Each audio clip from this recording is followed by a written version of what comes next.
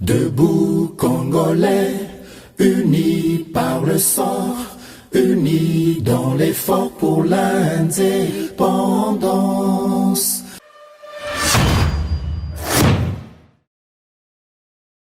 Boye malamu na GCAM télévision, fidèles abonnés, chers internautes, na pesi bino matondo mingi po na boponi. GCAM télévision, merci pour la fidélité, na bino pe confiance renouvelée. Na etando ya GCAM télévision pe na émission na bino ya ba éclairé Debout Congolais bi pa nyonso bozwami à travers mokili mobimba boye ba ete samba olonga azana bino pe apesi bino une fois de plus matondo justice ya nzambe eratakate justice ya nzambe motomoko te aishapaka na contrôle nango na ko CCT ko rappeler na biso ete esengeli to ba ete justice ya nzambe ezalaka soki yo oko duso la justice ya mokili yeba ete ya nzambe moto moko te aishapaka nango komibenga yankete komibenga malin te salaka kaka malamu même na nkuku sala malamu parce que nyonso topozaka komba acte toyeba ke ete litomba nango to pe lifuti nango ezali actualité est abondante, ba sujet ezali ko bakisama mingi, boyebi ete actualité à Congo ezalaka toujours pas facile à digérer. Actualité to ko banda nango to monaki mokolo ya lobby Martin Fayulu Madidi a lobby ete bango bako déposer ba candidature te, bako faire partie te na processus électoral oyo fichier ezali fabriqué par Denis Kadima en vue de favoriser un candidat qui est Félix Tshisekedi. Et Nassima ba propos ya Martin Fayulu tomoni pe ba proche ya Moïse Katumbi notamment porte-parole na ye Olivier Kamita to balobi bango bakoyi kotikela ta une seconde te na bato bazali préparé pour na kosala coup de force basala yango bango moko bako aligner ba candidat na bango à tous les niveaux. Qu'est-ce qui s'est passé et qu'est-ce qui se passera alors que toyebaki que meeting ya opposition réunie ndenge bazali komibenga et sengaki ke esalema mukolo yo ya le 24 bakozala bango nyonso to ezali stratégie na bango ya encerclement ndenge tozali koyoka minoko mususu ezali kolobela yango. Nous allons revenir sur ces sujets. Ça chauffe aussi en ce moment au siège du parti SID de Martin Fayulu, ba militants naie quelques jeunes ne comprennent pas le pourquoi de sa décision pour la nini a décidé qu'on se retirer na processus électoral pour anya ko aligner ba candidat.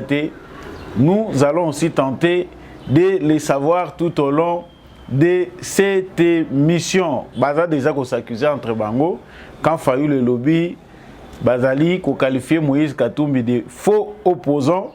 Nous y reviendrons. L'actualité, c'est aussi ces nouveaux réquisitoires du procureur général près la Cour constitutionnelle demandant l'autorisation des poursuites judiciaires à l'endroit de Matata Ponyo. Matata Ponyo a été obligé à se présenter devant justice Cour constitutionnelle les alliés na bosenga na ye. Néanmoins, esengeli ba leka na nzela ya Sénat pour na kolongola ba immunité na ye. Yango quelques sénateurs opposants bazali koya la rescousse ya Matata Ponyo pour na kosenga ete plénière ya Sénat ezali souveraine pe yango déjà se prononcer qui déjà sur préoccupation étali procureur général bango bazali komona démarche ya procureur général près la Cour constitutionnelle bamoni démarche na ezali anticonstitutionnelle pe démarche na ezali ko violer règlement intérieur ya Sénat yango bango bazali ko senga ete procédure ezala respecter bureau ya Sénat yango moko te ekoki ko décider pour na kolongola immunité ya Matata Ponyo. Tangu basi bayebi déjà que en 2021 Cour constitutionnelle a se prononcé qui concernant dossier wana etali Matata Ponyo, c'est-à-dire akoki ko samba kunate en étant ancien premier ministre. Entre-temps, Matata Ponyo continue de communier avec le peuple congolais azalaki na Bunya, il a échangé avec des étudiants congolais na Bunya. C'est ce que lui-même est en train de partager comme information venant de lui. Voilà, nous continuons avec les sommaires. Actualité Nabiso et Kozala paix ba sanction levée ya Union européenne contre ba proche Joseph Kabila. Ba sanction o ezali ko peser les colons na bango bazaki na liste noire ya Union européenne. Kalev Moutombo na Emmanuel Ramazani Shadari bazala lisusu te bato bazali na liste noire ya Union européenne. Ba sanction o ezali ko peser sur bango elongwe ba observateurs rebellés, ba congolais tozali ko mituna pourquoi avoir choisi ces moments où ezali ko coïncider na kobima. Il y a Joseph Kabila. Joseph Kabila apparaître à l'objet qui a Koloba dans les prochains jours et on voit l'Union européenne qui retire ses sanctions vis-à-vis de certains proches de Joseph Kabila. Qu'est-ce que cela veut dire? Nous allons tenter avec vous de savoir la vérité, de percer ba mystère potoye ba nini ya solo penda et Zali Koleka. Avant de terminer avec les sujets qui concernent l'arrestation de Franck Diongo, nous passerons par ces communiqués des États-Unis, du département d'État américain qui appelle encore pour une énième fois le Rwanda à retirer ses militaires du territoire congolais et de cesser son appui au de cesser avec son appui au M23. Et également, les ISA dénoncent aussi la collaboration approuvée par les autorités militaires nationales congolaises d'éléments des forces armées FARDC avec de multiples groupes armés, y compris les FDLR, sanctionnés par l'ONU et les États-Unis. Et les États-Unis réitèrent les rappels au gouvernement de la RDC pour qu'il mette immédiatement fin à toute collaboration entre ces éléments. Pourquoi toujours, chaque fois qu'il faut condamner le Rwanda, chaque fois que les États-Unis se prononcent contre les actions du Rwanda en République démocratique du Congo, il faut au finish qu'ils apportent de l'eau au moulin de Kagame. Nous allons tenter aussi avec vous de le savoir. Nabosouk ici, Franck Diongo, selon ses proches, a enlevé. Selon la presse nationale, Franck Diongo est arrêté, brutalisé, selon certaines personnes, Bakangiye, na croisement Kabinda Willery, na ville à Kinshasa, pour ceux qui connaissent bien la ville. Donc, croisement avenue Willery, na Kabinda, de Sikabazoli, Franck Diongo, Azali pour l'instant amené dans une destination inconnue. Mais selon les sources sécuritaires contactées, Franck Diongo Azali enlevé, Azali arrêté parce que Batindelaki Bazali na bosenga naye depuis longtemps. La vérité, vous allez la savoir. Nakati ya émission Oyo. Voilà tout pour les sommaires, l'actualité que nous allons aborder avec vous tout de suite. Tout la lumière concernant Maïzali Koleka Nakati ya République démocratique du Congo. Merci Nayo Muto Oponi fréquence ya Malamu Oezali la voix des éclairés debout congolais to Bengaka. Ceux qui osent nous abonner à la chaîne Nabiso, je vous prie de le faire pour devenir membre permanent, membre effectif. Il y a émission debout congolais. Et puis n'hésitez pas de nous laisser un commentaire à partir il y a ville Nini Bochaka ba ville ça la bien parce que Mukilimo Bimba Bolandaka Samba Olonga vraiment émission et ça la tour du monde grâce à partage Nabino. Partagez l'émission, ne laissez pas les voisins dans l'obscurité. Yepe fois yeba makamboza koleka na mboka kasi na emoneli ya Samba Olonga pe emoneli Nabino. Bien sûr, laissez vraiment les commentaires, surtout restez FARDC na mon thème. Je venais de parler du sujet qui concerne les élections. Tout le monde qui Martin Fayoulou lobby à se prononcer qui pour na kota lisa été à cause de la concernée na makambo etali dépôt ya ba candidature na CENI. Pourquoi? Parce que maintes fois ils ont décrié cette supercherie de la CENI qui tente à favoriser les candidats Félix Tshisekedi. Nayango yé azalaki devant ba cadre et à partir naye devant opinion nationale et internationale pour nakotali sabango que lui ne va pas participer aux élections, il n'alignera pas de candidats. Néanmoins, tolobela ki yango mukolo ya lobby que Martin Fayoulou position azui ezali surprise te compte tenu ya oyo ya azali lelo. On sait que Martin Fayulu n'a pas les moyens nécessaires pour présenter des candidats à tous les niveaux. Même lui-même, sa candidature à la présidentielle, si il veut être candidat président de la République, il n'aura pas les moyens de battre campagne et de postuler, faire comme il doit le faire. Pourquoi? Parce que même à l'extérieur du pays, babayeur des fonds, Oyo, Bakoyi Kopé Sambongo, le candidat Fayulu n'est pas aujourd'hui aux yeux de l'opinion nationale et internationale un candidat qui peut faire poids dans la balance électorale. Kasi position Fayulu Azwaki et pour ça qui biso nyonso to mituna mituna ezali position na bango na Moïse Katumbi na Matata Ponyo na Delice Sanga ou bien ezali position moko propre na Martin Fayulu. Lelo tant ali koloba na bino na kanti pe bosi bolandaki yango ba proche ya Moïse Katumbi professeur ya français na yeba bengaka bino pe boza trop taquin, c'est pas moi qui le dis mais c'est vous qui le dites, professeur na ya français mais c'est le français Olivier Kamitatu n'a pas manqué de mots pour montrer que ligne de conduite y ensemble na balié na ye ezali que ba ko participer na élection à tous les niveaux. Bakotia ba députés provinciaux, nationaux, tina présidence de la République, ensemble azali na tente ya kotike la bato basala oyo bango balingi na Congo, il faut ba sauver Congo. Yango bino bozali komituna na bandako.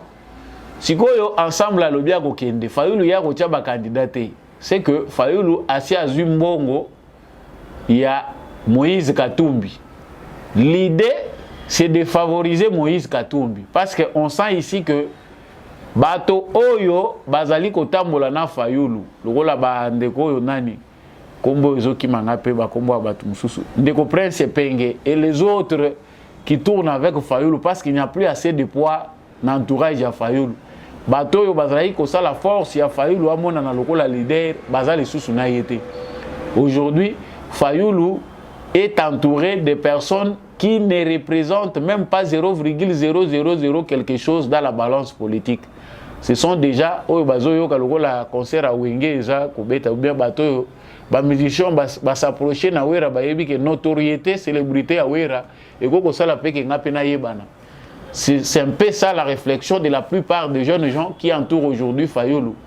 Sans vision ou pas, avec intention d'entrer dans la scène politique, balobi a Fayulu eza kombo ese yebani. Ndenge kaka tokendaka na Wenge et pas ya ba wera na ba JB, je peux aussi être derrière Fayulu et être connu dans la scène nationale. Voilà, c'est un peu comme ça. Ces jeunes gens-là, lorsqu'on fait les analyses, vont s'orienter facilement vers Moïse Katumbi. Là, il y a les moyens ne manquent pas chez Katumbi. Katumbi va, donc, écoutons de l'année côté à Katumbi. Parce que ces soutiens-là, on sous-entend que le fait que Martin Fayulu désiste pour présenter les candidats, malgré les raisons qu'il a présentées. Quand Martin Fayulu dit qu'il ne va pas se présenter, c'est-à-dire il favorise automatiquement Moïse Katumbi. Bato oyo bazali na intention ya kozala ba candidat, o bazali na intention kozala ba candidat avec Martin Fayulu, bako kimele pas Moïse Katumbi. Ça c'est indiscutable. La plupart bazalaka déjà pas Moïse Katumbi, bazwaka bongo na ye. Martin Fayulu n'a pas l'argent à distribuer à ceux qui attendent que après ça bango mbongo po na basa la campagne électorale mbongo yo bango bakende kopesa na seni azana ngote. Oh ba benga ngo fuite d'avance, il faut te baké eza non seulement fuite d'avance mais ezali négociation na yena Moïse Katumbi. C'est une manière de l'appuyer aussi. Moïse Katumbi va se présenter comme président de la République. Oleya ko bimage ngai Fayulu mutunatini batuna ngai bakende kokota na liste ensemble parce que kibonga yo peza ko sala na Fayulu. Fayulu na ndenge to yebeli Fayulu. Azana forme na ya ko singa ko se présenter pour na ko lakisa, mais apporter ce soutien là de manière directe, doit faire les détours. Et puis tant que Fayulu n'a préféré parce qu'aujourd'hui Fayulu. Nous avons dit que nous allons participer aux élections. J'ai amené pour les journalistes ici. Je ne sais pas si vous avez un seul parti politique, une organisation politique qui a déjà produit un manifeste, qui a été au Congrès. Nous étions au Congrès du 11 au 14 juillet de l'année dernière. Ça va faire bientôt un an. Un an. Nous avons développé 18 défis. Que si nous relevons ce défi, on va bâtir un Congo libre, fort, digne et prospère. Ça. Est-ce que les gens qui ne veulent pas aller aux élections vont aller dépenser de l'argent? J'ai sillonné la République. Nous avons sillonné la République. Nous sommes peu nombreux. Depuis 2019, pour rencontrer les Congolaises et les Congolais, là où ils sont, pour participer aux élections.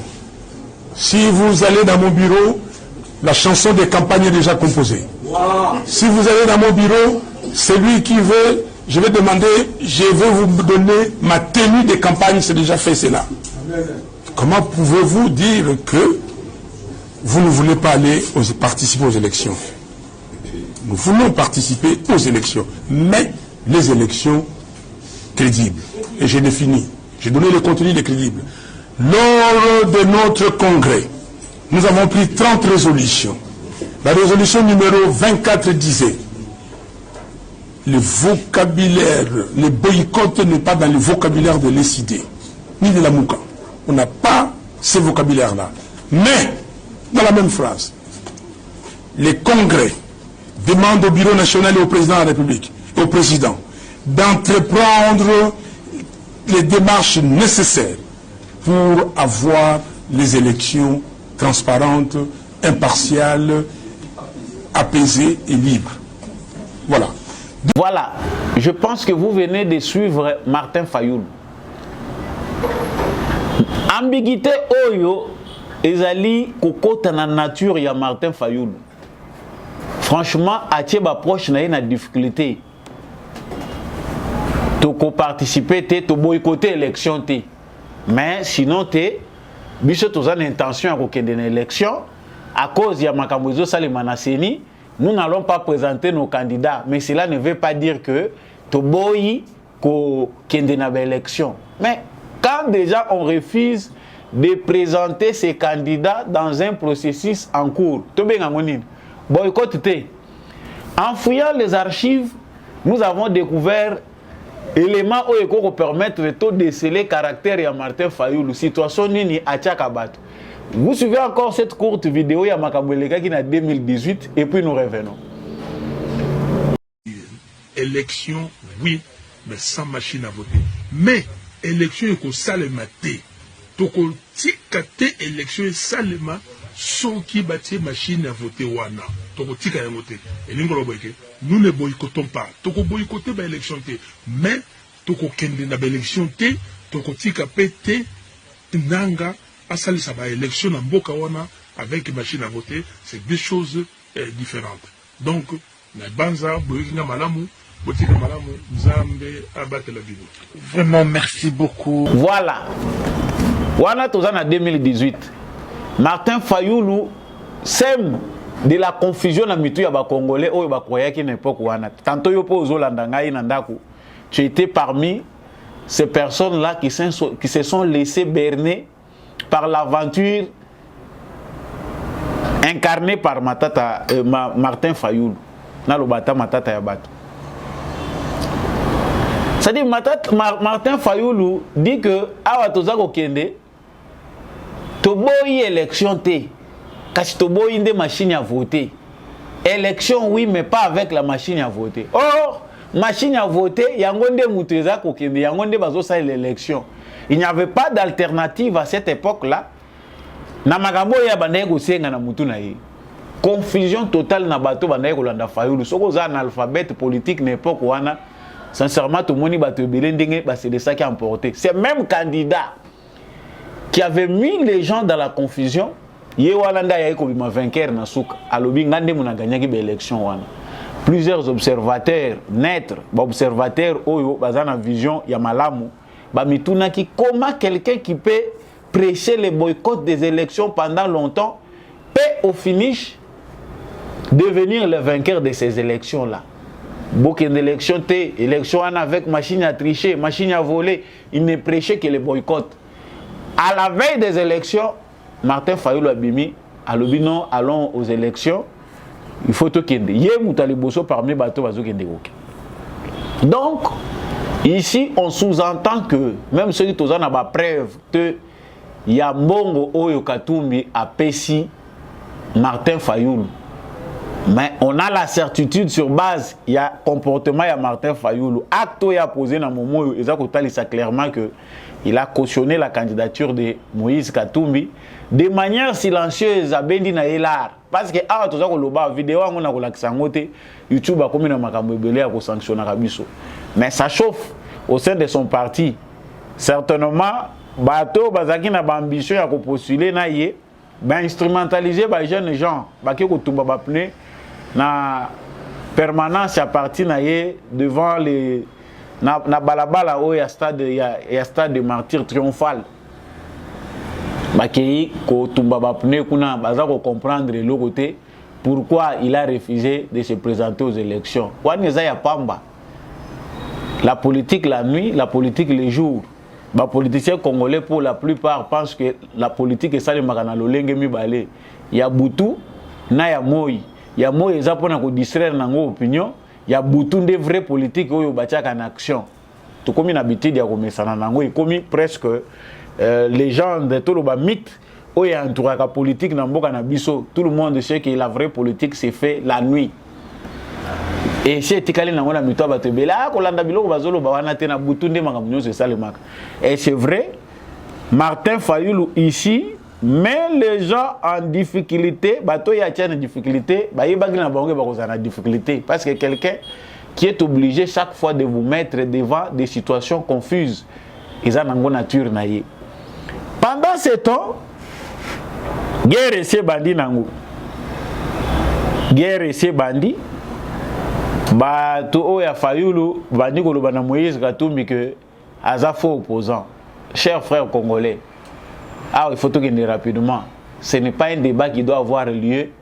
Ça risque d'occuper l'opinion publique pour rien. Batouana bazana bango lisanga. Ils peuvent choisir le boycott ensemble. Ils peuvent choisir de ne pas boycotter. Ceux qui ont la décision à bango basololi bango 4. Fayulu doit se plier à cette décision-là parce qu'ils ont lisanga na bango. Mais si il dit non à comme ça la part, to yebi côté loko ba welelité, c'est que baza ensemble, ba mso ba lobby politique na bango ya encerclement. Bon encercler nani, bon encercler mutute parce que biso tozo mona muta ko encercler, le processus électoral est en cours. Si il y aura des élections, les élections auront bel et bien lieu. Élément moko to bosana ki lobia. Martin Fayulu certainement utilisé de part et d'autre oublie ce qui se passe dans la scène politique congolaise. Parce que l'objet de Bossana Kolobage Martin Fayulu a sala qui appelle na Sadek. Kasi Sadek oya bengaki président ya Sadek. Yango batu baza ko mituna na lokoti yango pe lelo na mituni mais Fayulu ne sait pas que le président ya Sadek Ezande Félix Tshisekedi ou bien ezalaki oublie. C'est que Fayulu tu veux des solutions au Congo, Azako ça l'appel dans l'organisation régionale où Eza Sadek, Azako ça l'appel dans Tshisekedi aya ko intervenir dans la situation où Tshisekedi yemoronde mutazali problème. Comprenez comment la politique du Congo est compliquée, surtout ceux aux amutema mabe po zolinga nombo kamote. Pendant ce temps, réquisitoire yasika ya procureur général près la Cour constitutionnelle demandant l'autorisation des poursuites judiciaires à l'endroit de Matata Pogno. Je pense que bato basa les droits te lokola biso na ba congolais belé baza ko mituna.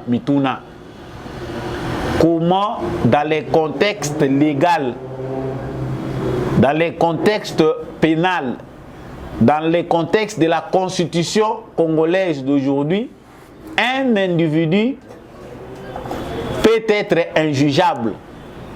C'est-à-dire, procès Yamatata Pogno, dossier Yamatata Pogno concernant Makambu ya Bukanga Lonzo, les aéronisations, on en avait parlé l'autre fois. Et la Kisibiso qu'il y a une catégorie de Congolais qui ne sont pas justiciables de par les fonctions qu'ils ont occupées dans la République démocratique du Congo. Je ne sais pas, dans la planète Terre, il y a un pays où, démocratiquement, avec une constitution, un individu ne peut pas répondre. C'est-à-dire, individu qui classé dans la classe ya batoyo, na catégorie ya batoyo bazali intouchable devant Mibeko. C'est que hier justice est que ça a été par rapport à Makambazo Sala, soka salaki abimi et sili mutakotune les kamute. On ne pense pas que dans un contexte démocratique, ils allaient ko sale mandenge wana. Mais awa to monaki yango, l'ancien président de la Cour constitutionnelle est parmi les gens de manière hâtive dessus le peuple congolais en se prononçant que la Cour constitutionnelle est incompétente pour na kokata likamuya Matata Pogno na dossier Bukanga Lonzo. C'était une erreur. Pourquoi biso ba musutu za ko bengango une erreur même si on n'est pas expert en droit? Il est bien écrit dans la constitution congolaise que tous les Congolais sont égaux en droit et en devoir. Ils ont la constitution congolaise. Partant de ces faits-là, même s'il faut aller recourir maintenant na fonctionnement de l'institution, immunité où ils allaient donner, accorder, na bateau bazali ko animer certaines institutions. Comment au finish un individu ne peut pas répondre de ses actes? Ils allaient qui aussi la maille parce que justicier na biso ebele baza beaucoup plus attaché na pas ya gain. Bali esika isa facile qui va raisonner pour rendre justice au peuple congolais. Aujourd'hui, le dossier reprend. Le procureur général près de la Cour constitutionnelle, nouvellement nommé, a signé autorisation pour relancer la poursuite judiciaire à l'endroit de Matata Pogno. Matata Pogno a dénoncé qui na lobela ki ango na ba émission où il est kaki te baseli que session parlementaire ici là pour bakende ko lancer procédure moko illégale ya ko longola ba immunité na ye aza contre yango. C'est-à-dire la plénière du Sénat s'était déjà prononcée de manière souveraine sur préoccupation à procureur général. Bande kunangai na fungoli parenthèse. Tant toza ko lobaki na Congo, toza na ba représentant du peuple te. Balabala, la rue. Si les Congolais comprennent que bateau yo baza na institution parlement, o biso to tchaki le quoi ba représentant na biso bazali préoccupés par leur propre intérêt na bango, les Congolais vont envahir et logo toza ko benga siège ya parlement na biso na palais du peuple. Je pense que les Congolais ne laisseront aucune seconde de répit na batu o bazali ko représenter parlement congolais kaka boy dans les vides. Ba sénateur bazana masangana bango basangana sangana, c'est-à-dire solidarité na makambo na bango ekomelaka bango. Outre ceux de l'opposition, Matata a des affinités même na ba oyo bazana kati ya union sacrée. Pour une question claire, oyo mutusoka yebi eloko te esengeli azala disponible chaque fois que justice ezana yebosenga. Les sénateurs congolais jouent à la politique pour défendre Matata Pogno, ba sécurisaka ye, non. Règlement intérieur na biso ezo permettre biso te token est-ce que règlement intérieur na bino ezali banda ya mibeko to ezana kati ya mibeko ya Congo. Ici pour eux ils pensent que procédure wana eza yango te. Na mukanda na bango bakomeli président ya chambre haute, président ya Sénat Bahati Lukwebo bazali kosenga na ye ete ba respecter procédure bango esengeli ba respecter ezali que kaka assemblée plénière ya Sénat nde mutu bazali na qualité ya kolongola immunité ya Matata Ponyo. Cela ne doit pas passer par le bureau aza na qualité te ya kokende kosala yango, c'est-à-dire il y a une guerre entre batu oyo bazali na kati ya Sénat pona ko se prononcer na dossier à lever immunité à Matata Ponyo akende ko répondre na justice pour une seconde fois na bureau ya Sénat oyo ezali ya union sacrée bazali prêt soko za likambute na justice tu vas te présenter. Mais Matata Ponyo pona ye déjà ça yebi que déjà za libulu bazoti mola ponga na kufa. Et lui pense que la vraie justice pour lui, c'est celle des conférences de presse, c'est celle des points de presse, c'est celle de haranguer la foule, manipuler les Congolais, c'est ça sa vraie justice. Pour expliquer aux Congolais que bazali ko fabriquer pour nangai procès à Lokuta. Je ne suis impliqué ni de près ni de loin dans le dossier à Bukangalonzo. Donc les 300 millions n'ont pas de responsables pour répondre de ces actes. Toujours qu'il a fait un mandat, toujours toujours qu'on béle la liste de monsieur le président. 5 ans yango ezokoka na régime nyonso ya Kabila mutu moko te asia sambi pona ba acte criminel oyo bango ba poser durant 18 ans nyonso de règne à Joseph Kabila. C'est le temps de la justice. Donc toloba te bakoki ko benga yete. Nous espérons que le bureau du Sénat va répondre valablement à la demande du procureur général. Bureau à Sénat, bango bazana bango disposé. Pendant ce temps, Matata azana yena tourné parce qu'il a inventé qu'il est bossoir. Sur total nombre de scénarios, tout ça les calcul nango ndenge nini Matata Ponyo azako distraire l'opinion congolaise à travers ba sortie à Lokuta. Bisons à la conclusion, il y a théâtre, théâtralisation, il y a politique congolaise. Matata Ponyo nous a annoncé une fois à un dossier na yezope la bazolinga balongola ba immunité na ye qu'il a été empoisonné. Je viens vous annoncer que nous avons été empoisonnés. Nous là jusqu'aujourd'hui on a compris na kangote. Nous avons été empoisonnés. Il faut que nous koluka. Si le lot yebakate poison ba traita ki na forme nini poison ezalaki ya ndenge nini eleka na ndenge wana. C'est récent ici Matata Ponyo a outi kokose la deuxième makambo que ba interdire sortir à ville à Kinshasa pour kende na Ituri. En fin de compte, on a vu Matata Ponyo un homme libre déambuler na Ituri à komi na Bunya. Là où il est à Bunya, Touyebi Malamu, ce qu'il est allé chercher, c'est la manipulation, comme tout autre acteur politique au Bazan a besoin, va continuer à flouer le peuple congolais.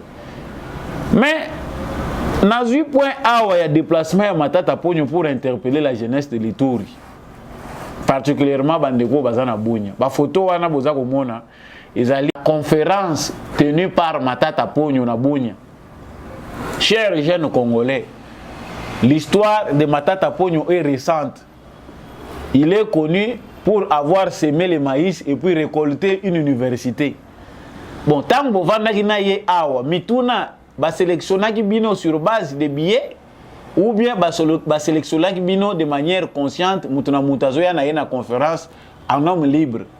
Bozanga ki ba question ya solo ya kotuna ye parce que lui prêche la bonne gouvernance et un leadership responsable. Oyo totikali komona modèle té parce que toza kotuna comment un leader responsable peut engager l'argent de l'État 300 millions et ne pas vouloir rendre des comptes. Ce leadership responsable là on devait le voir à travers plusieurs grands projets initiés avec les moyens des contribuables congolais au Tozali. Ba dossier nyonso ya ba infrastructure lancé par Matata Ponyo nyonso eza flou. Ba terrains municipaux, ba milliers ya ba école autozelaki, ba centre de santé eza introuvable. Les plus grands dossiers connus de tous eza oya Bukangalonzo. Soki lelo internet eza passe pour na ba étudiants congolais. Toza na retard, biso tozo continuer kozala na siècle soki 19e, soki 18e siècle biso tozali na YBPT. Biso tozana na 19e peut-être. La connexion Internet aujourd'hui, c'est de l'exploitation pour nous. Même pour tout côté, on paye cher la connexion Internet. Mais l'argent des contribuables congolais était sorti pour la fibre optique. C'est toujours Matata Pony. Bon, quelqu'un comme ça va animer quelque chose qu'il appelle conférence. Il vient avec des théories qu'il va vous amener.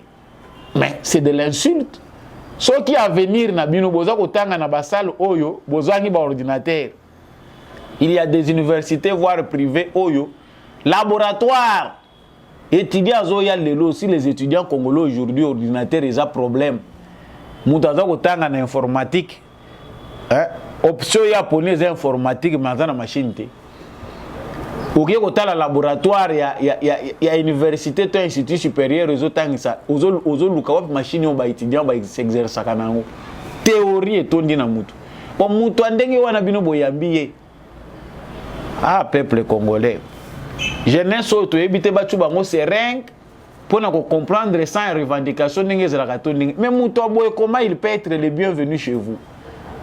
Je voulais suivre la vidéo de ses compatriotes qui s'est mobilisé à sa manière pour que sa matata ponye que vous allez bienvenue te kuna. Suivez et puis on revient.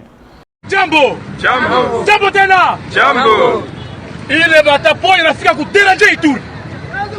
Tunakufa Ituri mingi sana. Menafika hata mwa condoléance. Kulala huko mchuko watoto wetu banakufa. Asa nafika fanya kitu gani? Anafaizia Ituri kitu gani? Dépôt kwa premier ministre. Tu prends la personne qui est approchez ici. Donc, Matata Ponyo, arrivé à quoi pas, ça nous énerve. Hatuko d'accord na comportement yako. On vous donne 48 heures. Même si vous Congolais, beaucoup de personnes non grata. Abalez vos valises et puis nous dire Kinshasa. On n'a pas besoin de toi point barre. Accepte ça. Comme vous venez de le voir, voilà des braves Congolais. L'état des droits yangoana. Ils ont rappelé na batu oyo ba gérer mabe que boza ne sikate na kati na biso. C'est ça aussi l'état des droits. Votre liberté ya rappeler na batu wana. Bino bovani et les étudiants, ceux qui bino étudiants boza ko cautionner bêtise de recevoir quelqu'un qui a détruit un criminel financier. Vous le recevez chez vous, vous êtes bouche fermée, azoko sabino na ba théorie bokangi munoko. À combien plus forte raison ceux qui sont dans la cité et les analphabètes? L'université est faite pour les élites. Malheureusement, l'université a le lomutunyo sazako kende. Pour après, Tobisonyon sont bienvenus au monde des chômeurs. Bravo à ses compatriotes. C'est comme ça partout où les criminels il n'a pas sa place à MBC 48 heures kende. Heureusement, 48 heures, à écouter un avion, à Zozonga déjà na Kisasa. La manipulation est effective.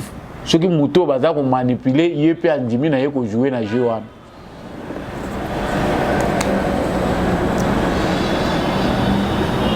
Union européenne, awa toza ko lobana bino, Union européenne balongoli na liste noire bilongimi bale boza ko mona wana. Emmanuel Ramazani Shadari na Kalev Mutombo.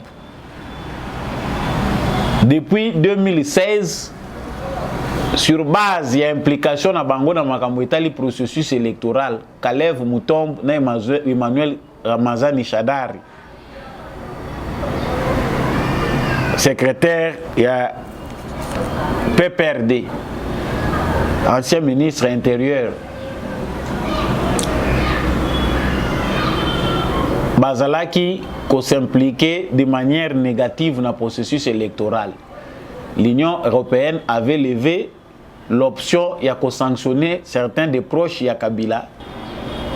Il y a sanctionner les proches de Kabila. Et ces mesures-là ont fait l'unanimité dans le peuple congolais parce que, façon Kabila même qui processus électoral, les élections qui devaient avoir lieu en 2016, ils ont planifié des choses pour que ces élections-là, au finish, comme on en 2018.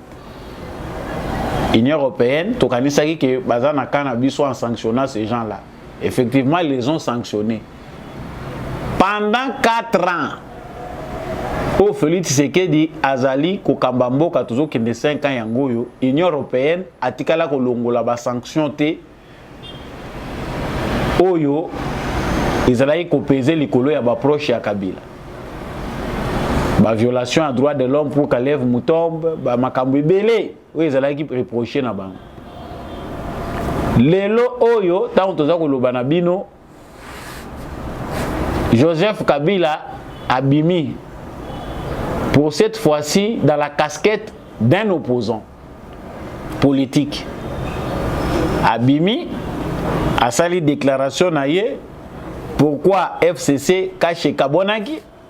Il attribue la responsabilité à Félix Tshisekedi qui pour lui avait violé la constitution en nommant des juges de la Cour constitutionnelle de la manière où les actes constitutionnels étaient. Et pour lui, il pense que c'est la mauvaise foi venant de Félix Tshisekedi que la coalition FCC cache. Il y a eu rupture. Sikoyo, Kabila Lobby, Abimisho Union Sakoyezaki Nakati Mutema Naye, a moni que pour lui, c'est de l'intimidation. Quand je vais parler comme ça va sonner. Parce que Kabila Lobby pas mbatté. Kabila a pris l'initiative de contacter, il fait sa diplomatie, Joseph Kabila a contacté le président africain. Et s'il a contacté le président africain, on est sûr qu'il a eu aussi à contacter certains de ses canaux de l'extérieur pour la démarche ya Zanango, ya ko sauver Congo o ezali ko kende mabe entre les mains de Félix Tshisekedi. Nyonso e salamaki eza ko tambola mabe. Bon, on retourne dans l'actualité. Sikoyo, na même moment, parce que il y a à peine une semaine, l'Union européenne a décidé que l'Ongola des proches collaborateurs de Joseph Kabila n'a qu'à y avoir sanction. Emmanuel Ramazani Shadari n'a qu'à lève Mutombe. Logiquement, on peut dire que si Oumeli, Basi va plaider Pemingi, Bazako Senga, Tawane, Sieleki. Quelles sont les vraies motivations? Pourquoi à cet instant précis où ils allaient coïncider Nakobima, il y a Joseph Kabila? Ce que nous devons retenir de par les sources. Vous voyez, l'actualité congolaise et les Congo que nous sommes, ils ont toujours gardé le mystère rébellé. Les ennemis de la République démocratique du Congo, ennemis de Félix Tshisekedi, bien évidemment, ont compris que démarche Oyo Félix Tshisekedi Azanango ils allaient commettre à mal ba commissionnaire union so balia kambongo topé bazali ko s'enrichir na sima ya kombo ya Congo to na sima ya ba affaire ya Congo, notamment ce qui se passe à l'Union européenne. De l'autreozali ko kende na 5 ans ya mandat Félix Tshisekedi déjà aussi la ba relation ya Union européenne na République démocratique du Congo. La relation ya Union européenne na Félix Tshisekedi ezali superficielle. Rien de concret, rien de bon n'est sorti de là pour montrer qu'il y a un climat apaisé entre l'Union européenne et le gouvernement ou la gouvernance de Félix Tshisekedi. Si koyo awa vraie intention na bango oyo bango balamusi ezak nini. Félix Tshisekedi est acculé de partout. Il est acculé comment? Ba question sécuritaire ezali mingi. Oyo ezali ko nourrir batu oyo bazali na intention ya ko faire fléchir yé azala na souplicité, flexibilité ya ko céder na ba demande na bango. Comme il y a certaines parties prenantes na kati ya communauté internationale, topé na kati ya ba entreprise multinationale o bazali ko se retrouver te na lolenge ya Tshisekedi ya ko négocier, ils doivent ajouter façon à sika ya ko mise pression. C'est ici qu'on comprend que sorti ya Kabila na scène, non seulement ils allaient souci na ya kolinga ko intimider Tshisekedi ki ko kota te na kanangai, parce que ça c'est une parenthèse que je vous ouvre encore. Joseph Kabila sait bien que pacte oyo asalaki na Félix Tshisekedi ya kimia, pas de poursuite judiciaire, azawana baza ko sécuriser, il continue à vivre au Congo. Singese katani mingi, bendani mingi, c'est le peuple congolais qui est en train maintenant de couper na makasi. Parce que Congolais pas zeli mingi 5 ans yango ekoki. Et logiquement, là où est arrivé Félix Tshisekedi na Kabila, il n'y a plus moyen de respecter certaines choses. Ce qui est fait, l'alternance est une bonne chose. Mais compte tenu de la mauvaise foi de Joseph Kabila, parce que si c'était quelqu'un de bien, on aurait vu la réparation. En 18 ans de règne, Kabila a beaucoup détruit, plus que les 32 ans de Mobutu. Si Kabila était une bonne personne, il aurait aidé Tshisekedi à faire marcher le Congo de manière rapide, même il en a les moyens. Si Kabila était bon, Olive Lemba kokendo kabola maputa te. Olive Lemba kokendo kabola bana biloko alia na banzela te. L'argent de Kabila peut aider aussi le Congo économiquement à reprendre son indépendance économique. Mais parce que l'intention de Kabila est de nuire au Congo, avec l'idée qu'ils avaient au départ pour bazonga na pouvoir na kei mais na koya kozonga, il est maintenant en train d'intimider Tshisekedi. Kokota na territoire na ngate te territoire na yo ezali susu te. Kabila se rend compte que aza nu, il n'a aza suna isika ya kobata mate Teresa polele, qu'il ne reste que son kingakati et les entreprises Oyo, bazali ko détruire l'économie à Congo, bazu l'économie à Congo en otage. Voilà le reste de Joseph Kabila. Il veut maintenant réactiver son réseau. Côté Union européenne, Oyo bazako monake, plus le jour passe, bazana katia ko perdre le Congo. Tshisekedi c'est quelqu'un qui prend des décisions de manière imprévisible. Position à Pessi na Chine, même si les grandes décisions n'ont pas paru au grand jour. Mais c'est une vision qui se cache là derrière. Et ici déjà les Européens. N'engani tout ça la pression à Tshisekedi, il faut tout multiplier les ennemis. C'est-à-dire tout ça la logo la la musile ba opposant mususu, tout multiplier ba opposant. Et autre chose, hein, angle mususu na za ko baxela binoa. Ezali que vous devez voir ce qu'est l'opposition congolaise aujourd'hui. Pas assez de poids pour faire face à Tshisekedi. Wana même mwana mukia yebi, même bateau baza ko tambola na qu'ils sont incapables aujourd'hui, avec le poids politique de Tshisekedi, de faire face à que une élection c'est impossible. Qu'est-ce qu'il faut faire? Il faut multiplier des opposants. Il faut multiplier créer des problèmes. C'est-à-dire, front na bango. Tshisekedi a réussi à créer l'union sacrée. Si Tshisekedi bomoni a yambi bato nyonso na lobaki awa na analyse passé na lobi to tika ko condamner composition et union sacrée. Ba acte belé Félix Tshisekedi apozaka ezalaka de nature à sauver la nation. Et loko ezana kata ko salema ezali que ils ont encore l'intention de faire encore un camp contre les nations lokola basalaki la nation contre la nation ningi basalaki na Genève. C'est-à-dire na Genève, ils ont eu à diviser le Congo. Séparer les Congolais. Ils ont l'intention de reprendre encore la même stratégie en choisissant les leaders par rapport aux régions. Cette fois-ci, ils n'ont pas réussi parce que Tshisekedi peut, en tant que quelqu'un qui est venu avec la politique de la réconciliation, il ne faut pas que les Congolais se divisent. Mais n'acceptons pas que nos frères soient encore utilisés par ces gens. C'est le nouveau camp, le camp de la patrie. Yango batali pe bamoni insuffisance opposition azanango. O bato bazako mibenga ba opposant bazanango. Fayulu, c'est déjà compréhensible qu'il n'a les Congolais ne sont plus avec lui. Son aventure est déjà terminée.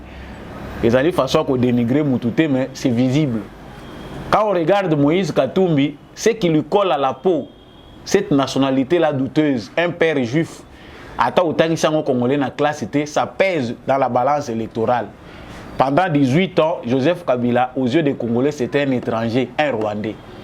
Aujourd'hui, les Congolais, Oyo Bazana mission Romona, les Congolais, Oyo Baza, une expérience à 18 ans à Kabila, Bazana tenté de voter Moïse Katumbi. Certainement, ceux qui ont faim et qui ont perdu tout, bakoki parrain ni hasard ou bien ba ene mususu bazana bato yo bazali na sang ya tribalisme bakoko zo bavwa na bango bakeko pesa ngo na Katumbi. Mais les restes des Congolais, on ne voit pas comment un Congolais sérieux peut aller avec son vote mettre pour Katumbi. À l'extérieur, ça se calcule, bah si va bien. Et tant un ancien rebelle, il ne représente rien dans la balance électorale.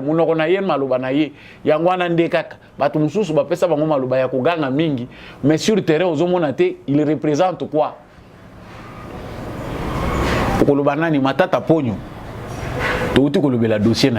Donc, profil ya batoyo bazali ko représenter opposition contre Félix Tshisekedi, ezali profil ya batoyo bako ko sala poité. Tika to bakisela Tshisekedi complication. Maintenant, il faut chercher à repêcher Joseph Kabila. Il faut tout créer nuit que Kabila retourne. Oh Kabila moi zoye bate ke loko ya ko créer za colère à Tshisekedi po mikolo kutu ba écourter ango soko zali na moi mikolo ya kozalana na Congo. Là, vous poussez Tshisekedi à aller plus loin dans sa démarche. Tshisekedi a une intention que ça la Kabila Mabete, ça va choquer, c'est ce que j'ai dit. Pourquoi? Parce que les raisons d'État, nous avons évité les graves. Les pires nous a été évité parce que Kabila a fléchi pour sortir par la grande porte. Et ça, dans la conception nationale des choses, c'est quelque chose qui compte. Le rôle de Bimagi Nanzela ya Mounene, il y a 50-50 moyens toujours. Il y a coupé sa moutou pardon au nom de la nation. Et c'est ce dont Kabila et ses acolytes bénéficient. Mais le lot, bazo linga ko foulé na pied, bangomo bazo linga ko kata nzeto ba vandeli, baza ko yeba te que sécurité na bango ezali ko dépendre na sortie au babimela ki na grande porte. Hein? Na événement historique au bato ba vivaki alternance ya pouvoir. Ce que bolingi bokatango bolu banda ko combattre Tshisekedi mboke ko ya nakao. Ah, yango tolobaki que Kabila est en train d'ouvrir la porte de sa prison. Donc en conclusion, Kalev Moutombe, Emmanuel Ramazani Shadari babimi pambate. L'Europe et l'Europe toujours. Bato yo bazongi ici politique au Trump asa salaki. Ya kotika ba européen basala makamuna bango, ba africain basala makamuna bango, nation na nation se concentrer na makamuna ye. Ça ba européen wana na PP Biden o ayeko na rescousse na bango. Bino batu aux États-Unis boye bisa PP Biden que nous les Africains nous nous fatiguons de lui. On sent qu'il est fatigué. Mais on ne comprend pas pourquoi sa politique est allée toujours de nature ya kokendo secours ya européen. Bazongi la bamazito ya kala. Vous l'aurez compris, si certaines questions demeurent non élucidées, vous comprendrez que l'actualité congolaise est plus qu'un sujet d'examen. Awa, États-Unis, Azali le sous qu'on dénonçait pour qu'on dénonçait mais Azali qu'on lançait injonction na Paul Kagame qui a retiré les militaires na sol congolais. Et puis Atika soutient na ba militaire na mouvement M23. Ces propos, nous les avons entendus depuis l'année passée. Malheureusement, ces propos-là, et l'Obamagaka yango mokote, ils l'ont toujours accompagné na équivoque. Les USA dénoncent également la collaboration approuvée par les autorités militaires nationales d'éléments des forces armées congolaises avec de multiples groupes armés, y compris les FDLR, sanctionnés par l'ONU et les États-Unis. Et nous réitérons notre appel au gouvernement de la RDC pour qu'il mette immédiatement fin à toute collaboration entre ces éléments. C'est que les États-Unis a fait injonction na Rwanda. Bimisa ba militaire na yo, oeza soki 10e fois, soki 11e fois, to yebite. De même moment, États-Unis a yebisi Congo, tika collaboration na ba groupes armés, que ce soit locaux, que ce soit FDLR. Que devons-nous retenir par là? Biso toko ko retenir nini? Que États-Unis a une intention penda ya koyebisa Rwanda kabima, ou bien bazali ko continuer ko pesa Rwanda ba raison. Parce que là les Rwandais trouve aussi une raison. Bino bozo yebisa biso to tika me bota la Congo nde mutazo utiliser ba groupes armés contre biso. Mais logique oyo toza ko comprendre ngo clairement te. Parce que biso tant tokenaka pour parler de manière brute, il y a certains de nos frères au Bolingi euphémisme trop. Biso toza sous euphémisme moi je n'ai pas de diplomatie à faire. Lorsqu'il s'agit de parler, biso tokoloba brut. important pour nous et nos enfants. Totika peut espérer que y a les non, ce que va faire les États-Unis peut passer peut-être ce qui toko kozwango muke na cadre ya réparation s'ils peuvent le faire. Parce que drame o toza ko vivre awa ezali initiative na bango. Eza complot parrainé par bango. Ce que les États-Unis soka moni que ba pression l'équipe mingi makelele l'équipe mingi ba rapport ya ba ONG l'équipe mingi, tout ce qu'ils peuvent faire de plus rapide, c'est de pondre et de communiquer pour mettre le Congo au pied d'égalité avec le Rwanda. Que non, ce sont des nations où bazali ko s'agresser mutuellement. Congo a tika ko utiliser ba groupes armés. Les groupes armés de la République démocratique du Congo, en échange avec le président de la RDC, ont trouvé en lui un interlocuteur valable. Pour la plupart de ces groupes armés au bandima qui correspondent à l'invitation à Félix Tshisekedi dans Nairobi, bazalaki presque satisfait en entendant le processus. Bango wana basangani batelemi balobi biso tozana makambo entre nous, mais mouvement oyo utili banda ezali ko s'attaquer na mboka na biso esengeli to sangana. La crainte de Kagame, c'est que les groupes armés de la RDC bakoma liloba moko. Il faut bazala 200 groupes armés wana qu'ils s'entretuent ngana bakisela ka bango minduki tozwa ka minéré. Mais le rôle va comprendre que il y a un vent de conscience qui commence à gagner nos groupes armés depuis que Félix Tshisekedi a accédé au pouvoir. Ba groupes armés ba komi ko se constituer, bangonde mutu ba komi ko landa M23 partout. Baza ko enlever même ba généraux ya Rwanda. L'information oyo baza ko pesa clairement que James Kabarebe mutaza ko commander ba bataillon nyonso ba makamu nyonso bazali ko organiser na territoire congolais a commandé na James Kabarebe. Rapport eza ko lobandenge wana. C'est vrai. Chiko ba groupes armés à Congo ba bomba minduki, ba bomba na bango na bango. Ba attaquer ba agression wana te bango ba kipe angote. Et les États-Unis trouvent normal de faire un communiqué où il devait seulement s'arrêter na koyebisa Kagame qui retirer ba troupe non na mboka batu. Ba yepe côté à Congo non. Quel équilibre vous allez chercher au moment précis, moment oyo équilibre nini bino toza nango besoin. Kagame aux yeux du monde est criminel. Kagame ne peut avoir le soutien de personne. Mais le rôle de l'administration Biden mingi très en otage par les clans Clinton, au bazali ko partager toujours butin na bango, les affaires sont encore florissantes. Doit continuer à faire des manœuvres alors que awa rapidité d'exécution ezali kozwa mwana na bino botiaki awa bolongolaye et puis la crise est résolue. Chers frères congolais, ça doit nous énerver encore une fois, encore. Biso batozo kanisa que non, c'est fini, les bonnes relations, ça va se passer, États-Unis ko sanctionner bango. Non, jamais sans nous. Mobilisation na biso et faiblir pensant que il y a des initiatives qui sont prises ici si et l'Obama bongo besoin information le lo que bazu ba décision Kagame va sauter dans les mois qui suivent. Et bino bolali pongi boyoki une année leki 2 ans leki. C'est cette année. Si nous Congolais avec l'énergie que nous avons d'avoir l'un des nôtres, un fils du pays à la tête du Congo, ce qui est énergie oyo to mutualiser ba effort na biso te po pantin wana criminel à Longwa. To continuer ka ko kontaka ba mort.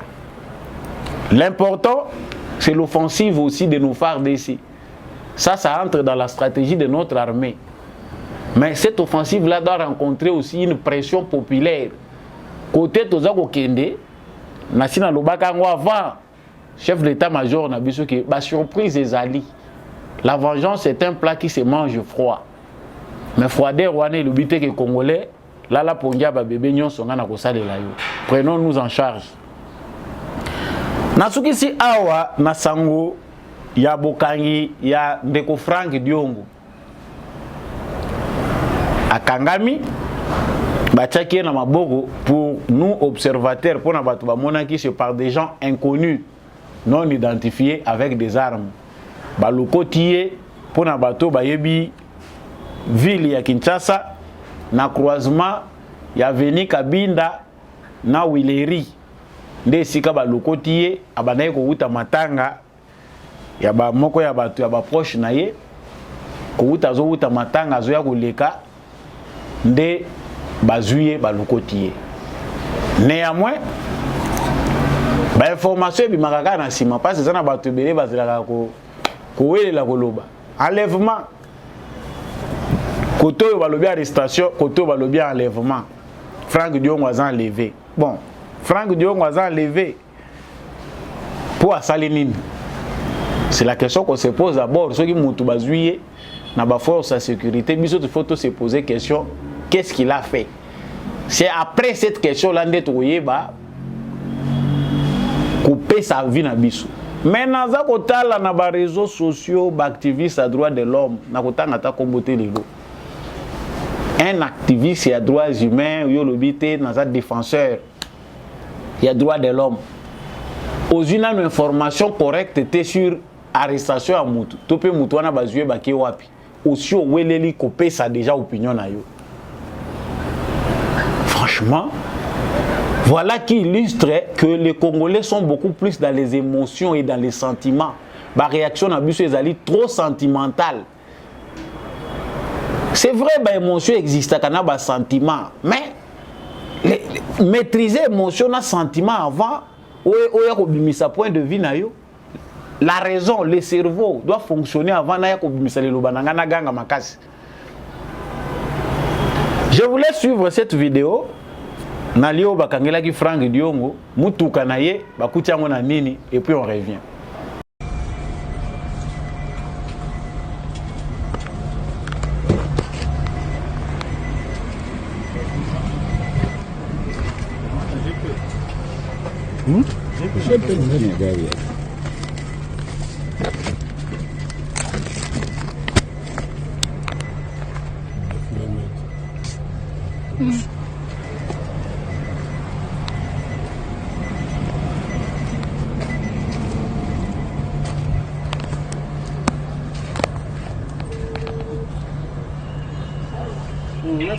Bonjour.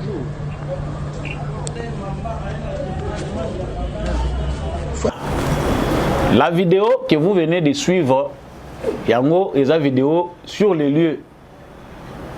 Mutuka ya Franck Diongo tango bazako benda na kati bamoni revolver wana bozomona. Bon. Normalement observation ezalaka ke soki bamoni mundu ki ndenge wana identification ezalaka. Est-ce que ça arme légale bien identifiée ou bien ezali arme moko criminelle non répertoriée par notre justice. Et tukali ndenge wana tochango entre guillemets c'est le travail de la justice. Avant de continuer dans l'information, c'est qu'on déplore ici. Ezali manque de professionnalisme et de service na biso. Si réellement ce qui s'est passé dans la vidéo là, mutuana simbi munduki wana za agent ya l'État. Police scientifique ezalaka. Police scientifique ezalaka. Tango bayeba koye sika ya mutu, même mutu ya mutu. Biloko eza na kati. Bo fongoli bo moni biloko. Basimbaka te. La police scientifique est chargée ya ko le relever kozwe loko ne loko. Na bamboka baninga mona ka bataka ngo même na ba sachet.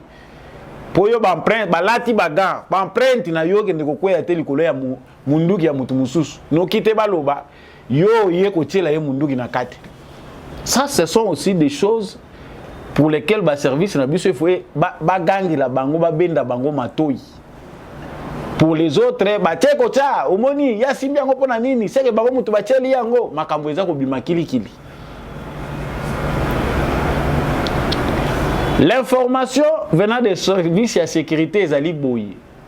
Le nom de Franck Diongo a été cité plusieurs fois. Na dossier ya Salomon Kalonda.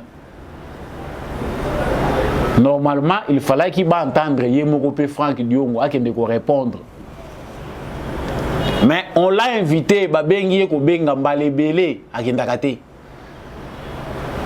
Bazo cité kombo na yo, na affaire moko sensible le rôle wana parce que Salomon Kalonda a été entendu dans la justice militaire. renseignement militaire yokaki makambo minduki ezalaki na kati mais kombo ya Frank Diongo ebandaki kotanga mawana. On ne sait pas encore à quel niveau. On devait aussi lui aussi l'entendre pour bayeba version a fait naie pour balandela pe pa naie. Ya boyi ko répondre. Psychologiquement procédure nini elandaka tango mutu baza ko benga ye na ba service ke yaka o se présenter azoyate. C'est que bakolokota yo esika nyonso bakolokota yo. Siko biso na mboka na biso tozokanisa ke eza ya sika. Toye ko la pe. Parce que kutu ya lelo ata baloko tu esika oza yo moko toza koyeba na finish ke aza na aner to aza esika boye. Mais botu na baninga na époque ya Kabila. Soki bandai koleka ndenge nini? On a ni brutalisé Frank Diongo bazuye ndenge bazwaka penda mutu ba maîtriser batu ya sécurité na ye. Batie bango mupanzi allez bazuye bakena ye. Il n'a pas été tabassé. Azui choc ne lokote basali loko mokote bakena ye. Nasina lobaki makambo yo. Ba faire criminel otokomona ngo mingi. Na logique oyo Moïse Katumbi, Joseph Kabila et les autres balingi ba memela Tshisekedi. Sachant que la voie des élections et qu'on permettre le bango les sous-souter ba vendre dans la scène politique. Parce que bayebi bango moko que les élections qui viennent 90% ya batu oyo bazo sakana na scène politique ya Congo bakozali facile. Le danger est là. Tipo oyo soki tokene na voie loyale nzelo à côté là qui tolonga été. Tikato créer voie oyo et ko mema chaos pour soit un dialogue, soit un coup d'état, soit des meurtres. Comme ça intervention moko quelconque et aider bisoto survivre politiquement. Frank Diongo n'est pas quelqu'un qui pouvait tomber dans ses affaires. Aya kokwea na makambo. Na vita mbaza ko loba pressé yango ekomisi batu mususu oza mobali me okomi mwasi ya batu. Yo oza na mwasi no na ndako me okomi lisusu mwasi ya mutu mususu pressé. Pressé nde salaki ke nali akaka nazo akaka nde salaki ke Frank Diongo na boloko akoma membre la muka bazo pesa kaye $20,000 et pas Moïse Katumbi mais bato a parti politique na ye bazali banda baza nyonso ko bunda pona Frank Diongo bazo akatani likuta te. Félix Tshisekedi qui n'avait pas de compte à rendre à Frank Diongo, longoli Frank Diongo na boloko ye mutabimiti. Ce qui n'a bimité dans les 3 mois abandi ko intimider muto yo tikali ko aider te azo devoir yo le côté. Ye kutu muto abatu ya mawa. Ndi muto azo ya ko bimisa bino ba prisonnier politique ya Kabila. Tango bazo bimisa Frank Diongo, mbango elo ba liboso permanence ya UDPS. Après abandi ko sala pression balukela yesika bachaye. C'est que mboka ngo ezaka ya bino. Ba jeno bazo bota manaba ba si ba kolikoli na ebela ba chômeur to za na bango. Ba na droit ya kozala na scène politique te ba occuper ba fonction ezaka ya bino. Mbongo lukango na ndenga malamu. Tango mbongo komo lukango na façon moko boye. Ah. Eza pe porte ba nyonso même drogue ko ne lukote ka me bazwa yote. Bazoyote avec tous les risques possibles. Donc pour mettre fin à ces points, il y a Motosu qui s'est mission à Bisso, Frank Diongo est entre de bonnes mains.